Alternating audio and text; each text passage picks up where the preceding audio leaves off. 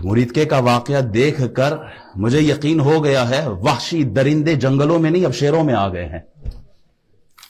अब दरिंदों से डर लगता है, न हैवानों से डर लगता है। क्या जमाना है कि अब इंसानों से डर लगता है।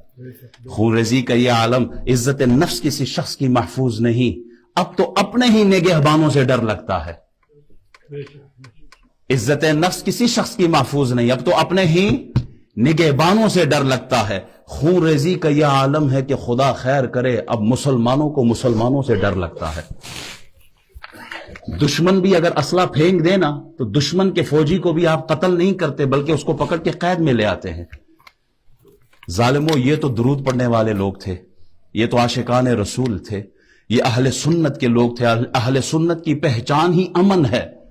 अहले सुन्नत का नजरिया देखो, हम तो चींटी को भी मारने के कायल नहीं हैं, किसी इंसान का कत्ल तो बहुत दूर। जालिमों, किसको खुश करने के लिए तुमने ये काम किया? किसके हुक्म पर यह काम किया? गोली क्यों चलाई? सवाल है किसके कहने पर चलाई है? किसको राजी करने के लिए चलाई? इंडिया का बम बरसाने वाला वो पायलट आपने पकड़ा अभिनंदन, उसे खैर और आफियत के साथ अपने बच्चों की तरफ भेज दिया। यहां कौन सा अभिनंदन था इस जमात में? इस मार्च में कौन था? किसके पास असला था? उनकी माएं मुसलमान नहीं थी? कितने बच्चों को तुमने यतीम किया, कितनी माओं की गोदें तुमने उजाड़ी हैं, कितनी बहनों के सुहाग तुमने उजाड़े।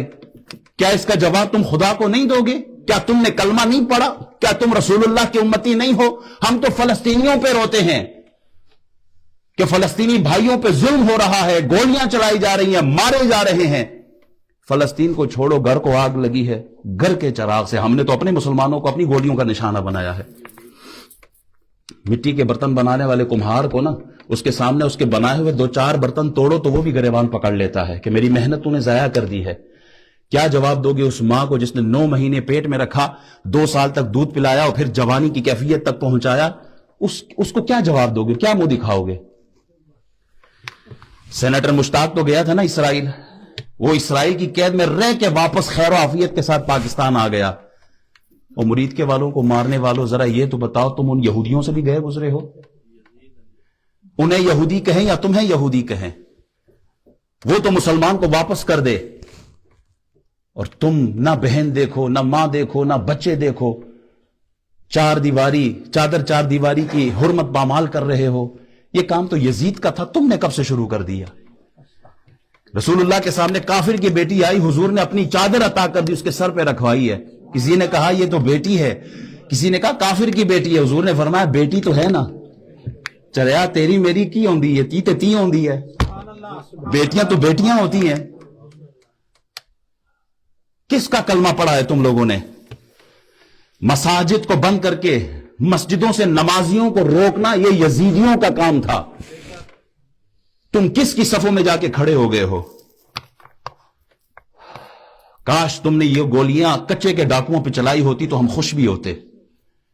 काश तुमने ये गोलियां टीटीपी के लिए रखी होती, हम खुश होते। हम तो यहां हर नमाज में हाथ उठा के दुआ करते हैं, या अल्लाह हमारी फोर्सेस को कामयाब कर, खारजी कुत्तों के खिलाफ जो लड़ रहे हैं अल्लाह हमारी फौज को कामयाब कर। हम तो दुआएं करते हैं।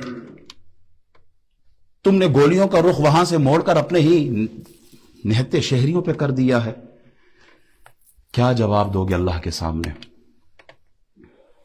ऊंट की टांगे कटी, पूरी मीडिया चिल्ला रही थी सुबह से शाम, ऊंट की टांगे काट दी गई, ऊंट की टांगे कट गई, पूरी मीडिया सुबह और शाम। आज कई 100 बच्चों के गले कट गए हैं, मीडिया भी खामोश है।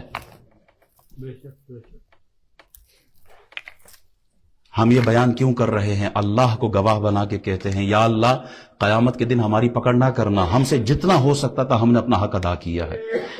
हम पीटीआई से निकलो, लब्बैक से निकलो, पीपल्स पार्टी, मुस्लिम लीग, इनसे निकलकर एक रसूलुल्लाह का आशिक और रसूलुल्लाह का उम्मती बनकर सोचो रसूलुल्लाह पे क्या गुजरी है।